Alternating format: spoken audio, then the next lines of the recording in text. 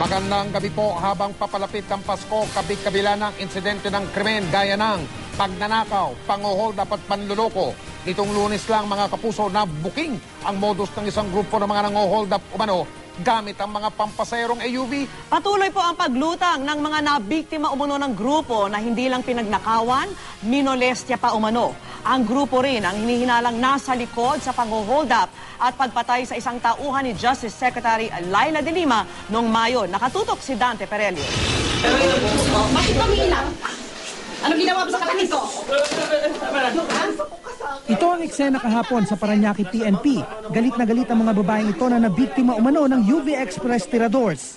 Ang hold-up group na gumagamit umano ng pampasaherong AUV para makapambiktima. Bukod daw kasi sa pinagnakawan sila, minolestya pa raw sila ng mga sospek. Pinagsusuntok niya ako tapos inupuan niya ako dito sa... Pwede ba ako nakamedya ka?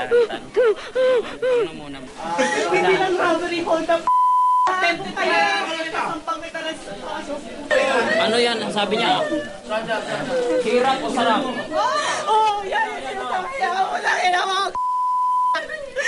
Kanina, dalawang magkapatid pa ang naghain ng reklamo sa mga sospek. Sumakay raw sila sa Las Piñas Paloton noong July 11. Paglampas daw ng Coastal Toll Gate, nagdeklara ng hold up ang grupo. Kinuha raw lahat ng gadgets, alahas at pera ng mga pasahero. Pero hindi pa nasiyahan. Pinilit kuhanin sa kanila ang pin ng kanilang ATMs habang nakatutok ang baril. Kinilala nila kanina ang isa sa 3 babae na nanakit pa sa kanila. Sinabak po ako kasi akala nila dumidilat ako. Tapos sabi ng wag kang didilat ginanon niya ako. Silang-sila, lalo na yung matangkad doon na malaki yung katawan, siya kasi siya yung tinitignan ko eh. The whole time na bumabiyahe kami, nakatingin ako sa kanya. Patuloy pa raw ang manhunt operation sa 2 pang kasabwat ng grupo. Naharang sa police checkpoint sa Sucat Avenue, Parañaque City ang kulay puting AUV na ito Lunes ng madaling araw na hinihinalang ginamit ng mga sospek. 2 pang AUV ang natunto ng Parañaque Police at NBI na ginamit daw sa operasyon ng UVX Tiradors. Makikita din nila na may mga sakay na sa loob. Kaya akala nila ay mga lehitimong pasahero yung nandun sa loob. Yung pala ay lahat sila ay part ng hold-up na grupo. Isa sa mga AUV may tama ng bala sa likurang pinto, may slag sa loob at natuyong dugo sa upuan nito.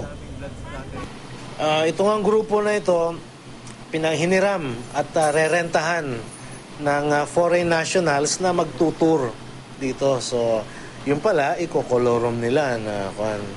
Ngayon, nung bumalik na may bloodstain, ang sabi nila ay nag-nosebleed daw yung pasahero nila. Hinala ng pulisya, ito ang sasakyan na ginamit ng hold-upin ng closed-in security ni Justice Secretary Laila de Lima na si Alister Quintos na sumakay sa Cubao pauwi sa Antipolo noong May 10. Kinabukasan, natagpo ang patay si Quintos sa Bulacan, may tama ng bala sa dibdib at nawawala ang service firearm. Dante Perelio, nakatutok, 24 oras.